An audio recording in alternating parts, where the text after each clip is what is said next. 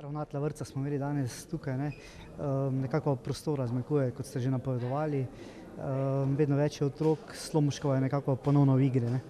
Ja, zagotovo, torej zaenkrat še to ni potrebno, ampak ocenjujemo, da po novem letu, če bojo realizirani vsi te najavljeni vpisi, bo potrebno ponovno aktivirati en ali pa dva oddelka na Slomoškovi. Torej, to samo dokazuje, da smo se prav odločili, da nismo tega podrli. Je pa dejstvo tudi to, da število otrok v Konjicah narašča in bomo morali na nek način sprejeti tudi eno strategijo zagotavljanja kvalitetnega otroškega varstva, ne, tudi za daljši rok. Kje je tista zgornja meja? Občino vas to vedno stane, ne.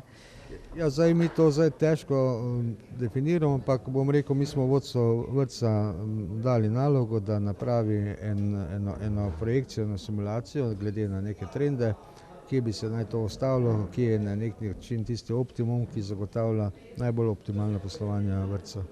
Razmišljate mogoče o podelitvi kakšne koncesije, če se pojavi kak kandidat?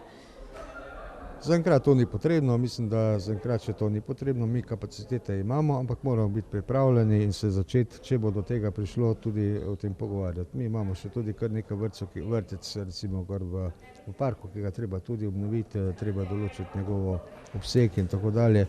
Torej, mi rabimo neko dolgoročno strategijo, glede na tudi neko demografijo in na priseljevanje in potem se odločiti in sprejeti neko pametno odločitev in neko politiko za naprej.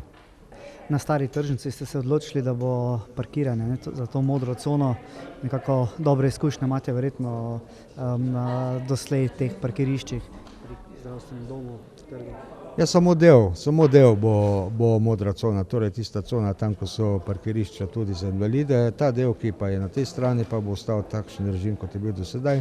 Mi želimo doseči neko gibanje v trgu, torej da se ne parkira dolgotrajno in verjamem, da bomo s tem to tudi zagotovili na tem območju.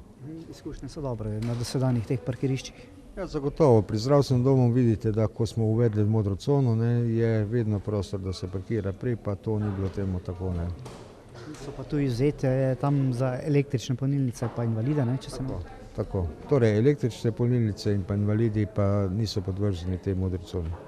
Pri participativnem proračunu se zdaj nekaj več ve, te vloge ste pregledali, ne?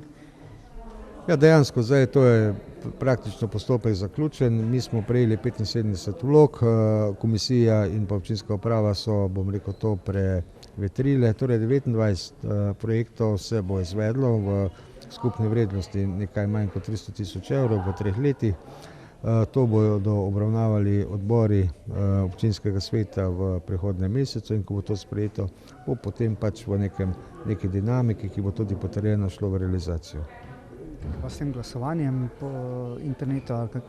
Glasovanje ni potrebno, glede na to, da bodo vsi projekti, ki pogoje izpolnjujejo, bodo šli v realizacijo. Torej ni treba določati, izločevati, ne vsi bodo realizirani in ni potrebno, bom rekel, glasovanje. Je pa še nekaj predlogov, ki se tudi realizirajo, ampak prek drugih kanalov, ne? V bistvu so vsi predlogi smiselni in bom rekel, občani to vedo najbolje, vendar seveda so pa nekateri projekti, ki jih je treba reševati mimo tega, ker proračun participativni je mali del, ne, preko krajevne skupnosti in pa rednega dela občine v nekem mandatu. Okay. Urbani sprehod jutri prvič pripravljate? Ja, želimo dan turizma, želimo nekako malo drugače to prikazati, ne povabili so nekaj novinarjev in tudi ostalo zainteresirano javnost, malo smo sprehodili po Konjicah, videli kaj novega, kaj mogoče načrtujemo. Radi povejo to, da Konjice smo zopet sodelovali v tej vseslovenski akciji Najlepše mesto in smo med nominiranimi, med 3 zagotovo najbolj urejenimi kraji, manjšimi. Torej, ja, nadaljujemo to, kar smo se nek način zadali, Konjice urediti še bolj kot so in s tem, bom rekel, privabiti tudi turiste, da spijo kakšno kavo v našem lepem trgu. Kaj je novega, kaj konkretno boste pokazali? Ja, zdaj, kaj bomo pokazali, vidite kolesa, ki so one, ki se bodo sposojajo, potem ta pešpot ob Dravinji, stara tržnica, Minatijeva pot, marsikaj, pa tudi mogoče povedali neke načrte za naprej.